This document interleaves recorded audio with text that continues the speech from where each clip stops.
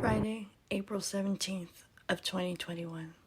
The last happy day of my life. This was my senior year of high school.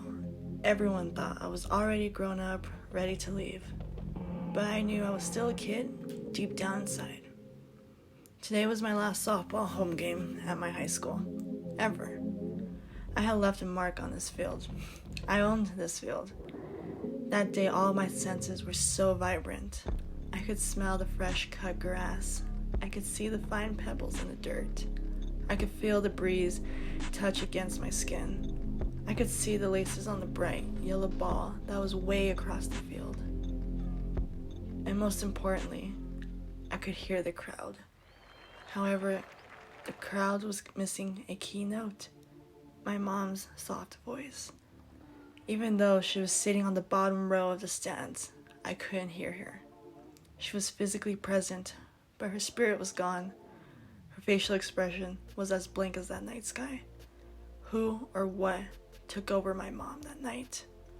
Why tonight? The umpires called the coaches from each team to the batter's box. Because we were the home team, we took the field first.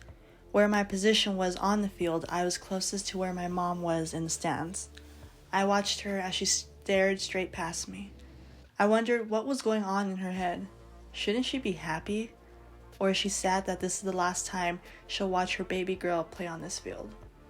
Except, she wasn't looking at me like I was her only daughter. She gave me that stare you stare at someone you don't know in public. A meaningless stare. I'll never forget how those green eyes looked at me as if they were lost. The whole game, that stare was on my mind. Everyone knew I was a hitter. When I stepped into the batter's box, everyone knew something was going to happen. I felt immortal when I was in between those white chalked lines. Nothing could stop me in that moment. I hit 3 home runs during that game. It was unheard of for someone to hit 3 home runs in a single game where I lived. I was the talk of the town. Yet, I felt like what I accomplished wasn't enough. Because every time I rounded third base, heading to home plate, I could see that meaningless stare in the stands. My mom's face told me it wasn't enough. I wasn't enough. Why was I enough for everyone else who was there that night, except for the one person I was seeking validation for? What else did she want from me that night?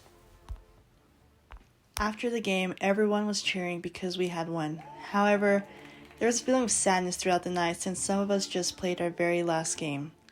It was a very bitter-sweet feeling. My senior teammates were hugging their parents, filled with tears of appreciation and sadness.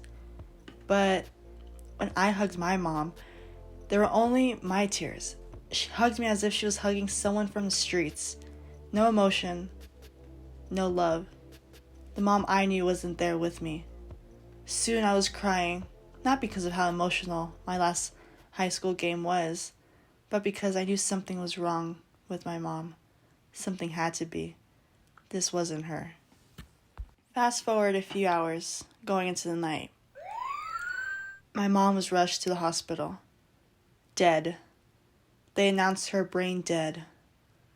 Soon, my father and I had to make a decision. Do we keep her alive off of the machine? Or do we let her go? I knew my mom better than anyone else. She was gone a while ago. My mother was gone at my game. The person she was then and now is not her. It's her illness. So I had to make the tough choice that still haunts me today. I chose to let her die. Was it the right choice? I'll never know for sure. When was the last time I was really with my mother? I'm not sure. I just hope some of her was left to see me play for the last time. I hope one of the last things she saw her only child do was play her heart out for her mother. But I'll never know. I am left living in this world with questions I will never get the answers to. And I will always have to live with that pain.